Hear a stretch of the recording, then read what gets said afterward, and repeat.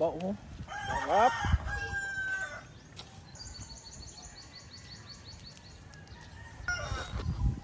Hello mga ya! For today's video, magluluto po ako ng sweet and spicy buttered garlic shrimp na generous sa sauce dahil sauce pa lang, ulam na.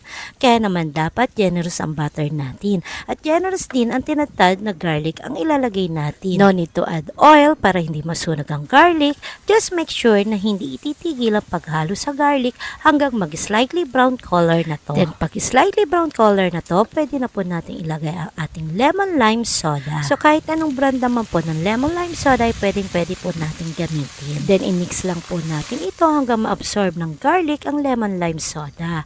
Then ilagay na po natin ang chili paste na magsisilbing pampa-spicy na ating niluluto. And depende na po sa inyo kung gusto nyo po ng mas maanghang, pwede nyo po lagyan ng mas maraming chili paste. And then mekos-mekos lang po ulit at ilagay na po natin ang asin, paminta, sugar, and lemon or calamansi juice. Reminder lang po, wag po masyadong generous sa salt kasi minsan ang chili paste po ay may alat na rin. Kaya tikman nyo po muna ang chili paste na gagamitin nyo, baka po kasi masyado na itong maalat. Sa sweetness naman po ay ganun din, konti-konti lang po yung lagay para po maging perfect sa panlasa nyo. At wag nyo pong kakalimutan ng lemon or calamansi juice dahil ito po ang magsisilbing patanggal ng lansa ng ating hipon. At pag nailagay na nga po natin ang mga ingredients at nahalo na po ito, ay pwede na po nating ilagay ang ating shrimp. At wag na po nating lagyan ng cover para ma-reduce po ang liquid ng ating sauce. Bali-balik na rin lang po ang mga shrimp para maging evenly cook ang mga ito. Siguro po more or less 10 minutes bago po maluto ang ating mga shrimp. Depende po kasi sa laki na shrimp or prawns na lulutuin nyo.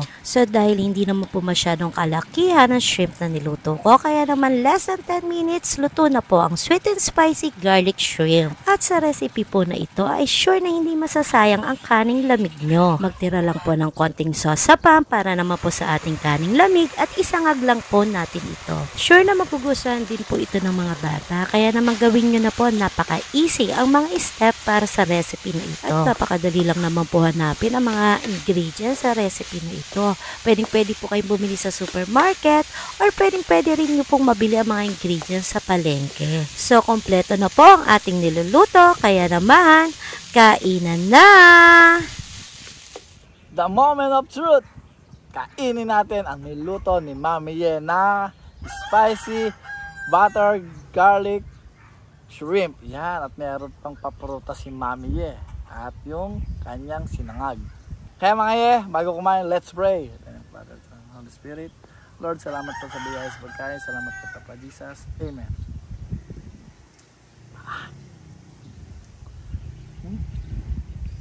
Bango.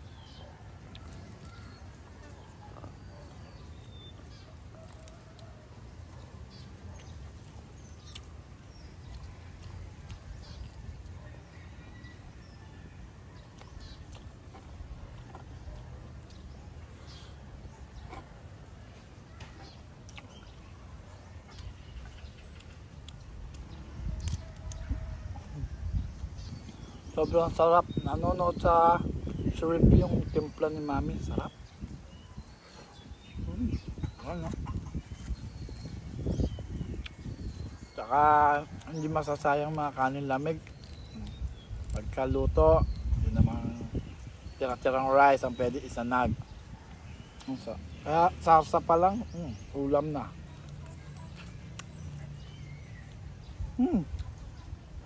Winner! Malaki. Sarap.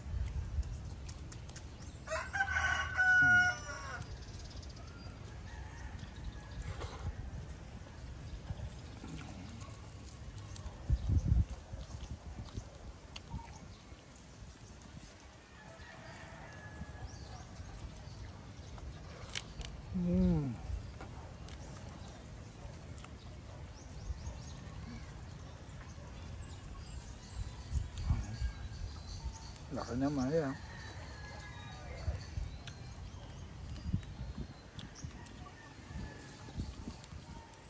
Uy. Tamba oh. Sarap.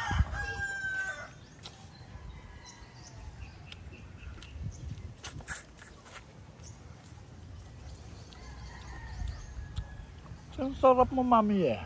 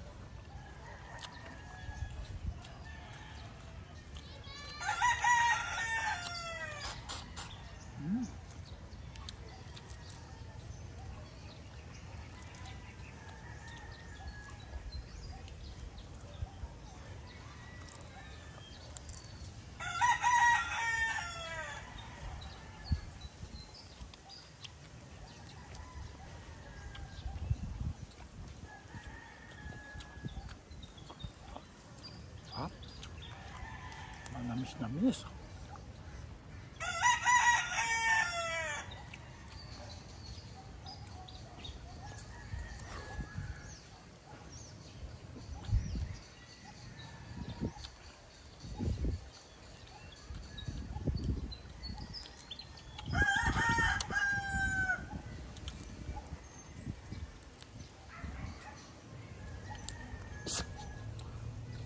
Uy.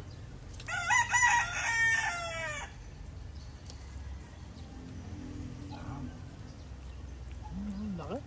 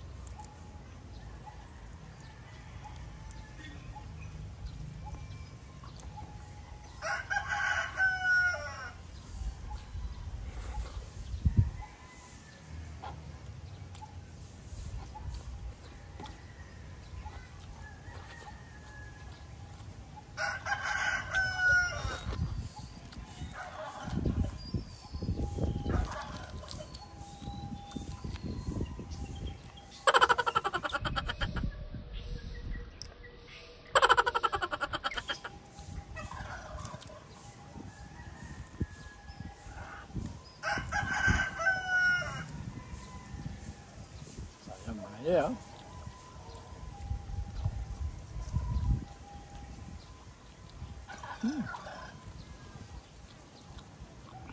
So yun, at yan, meron tayo dito mga tropical hot na fruits. Sobrang init kasi sa Pinas, kaya kailangan natin magprutas mga watermelon. Tamis. Ayan. So, at meron tayo dito ng mango. At syempre, melon. Ayan. Tamis.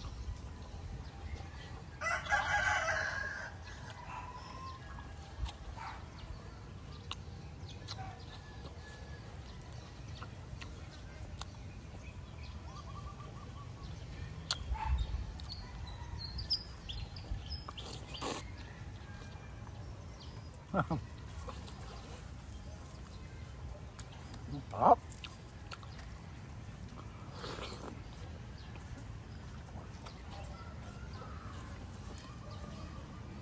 So yun po mga ye, napakasarap ng luto ni Mami Ye. Kung nagustuhan niyo po ang video na to, please like and share.